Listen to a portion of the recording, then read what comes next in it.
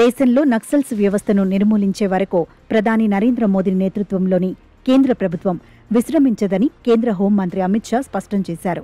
నక్సల్స్ లొంగిపోతే మంచిదని, లేదంటే వాళ్లని పట్టుకునే లేదా నిర్మూలించే వరకు ఆగబోమని అమిత్ షా తేల్చి చెప్పారు.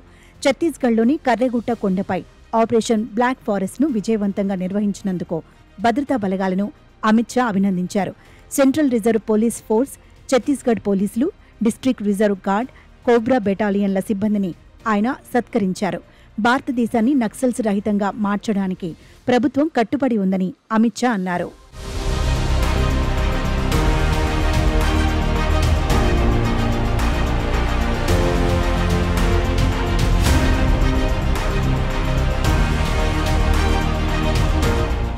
ఆపరేషన్ బ్లాక్ ఫారెస్ట్ సమయంలో జవాన్లు ప్రదర్శించిన ధైర్యం, పరాక్రమం నక్సల్స్ వ్యతిరేక కార్యకలాపాల చరిత్రలో ఒక సువర్ణ అధ్యాయంగా గుర్తుండిపోతుందని అమిత్ షా వ్యాఖ్యానించారు.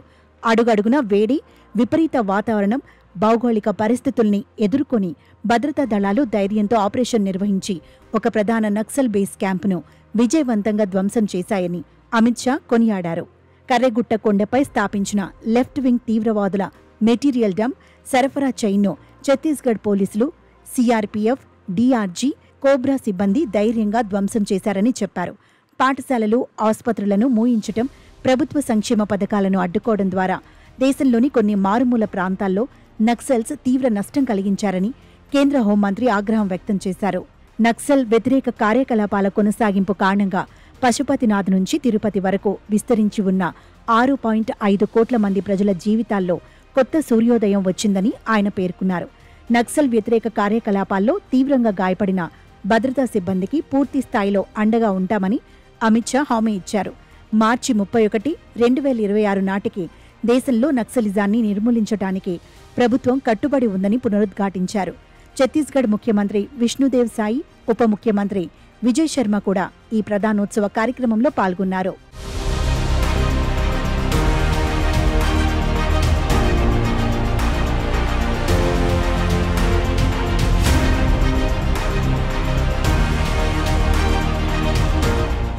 ఇదిలా ఉంటే 2019 నుంచి నక్సలిజాన్ని నిర్మూలించే దిశగా అమిత్ షా సమగ్ర వ్యూహాన్ని అమలు చేస్తున్నారు.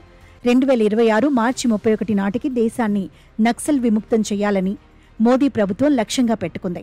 అమిత్ షా తీసుకున్న ప్రధాన చర్యల్లో ఒకటి నక్సల్ నాయకులను టార్గెట్ చేయడం.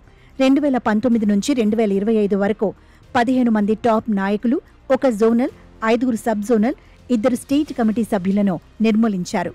డ్రోన్లు, శాటిలైట్ ఇమేజింగ్, ఏఐ ఇంటెలిజెన్స్ ద్వారా నక్సల్ ఏరువేత చేపట్టారు. 2024-25లో 50,000 మంది నక్సల్స్ సరెండర్ అయ్యారు. కేంద్ర సాయుధ బలగాలు, రాష్ట్ర పోలీసుల మధ్య సమన్వయం పెరిగింది.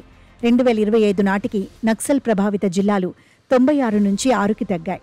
బీహార్, జార్ఖండ్, తెలంగాణ, ఒడిషా నక్సల్స్ నుండి విముక్తయ్యాయని కేంద్రం చెబుతోంది. ఛత్తీస్గఢ్లో బీజాపూర్, సుక్మా వంటి 2 జిల్లాలు మాత్రమే మిగిలాయి. ఛత్తీస్గఢ్లో ఇప్పటికీ ఐఈడీ దాడులు కొనసాగుతున్నాయి. 2024-25లో 287 నక్సల్స్ హతమవగా 837 మంది సరెండర్ అయ్యారు. సరెండర్ పాలసీలు కూడా బలోపేతం చేశారు. ఛత్తీస్గఢ్లో న్యూ లుక్ పాలసీ ద్వారా సరెండర్ చేసిన వారికి ఆర్థిక సహాయం, భూమి, విద్యార్థులకు రిజర్వేషన్, ఇళ్లు అందించారు. పలు అభివృద్ధి కార్యక్రమాలు కూడా నక్సల్ ప్రభావాన్ని తగ్గిస్తున్నాయని గణాంకాలు చెబుతున్నాయి.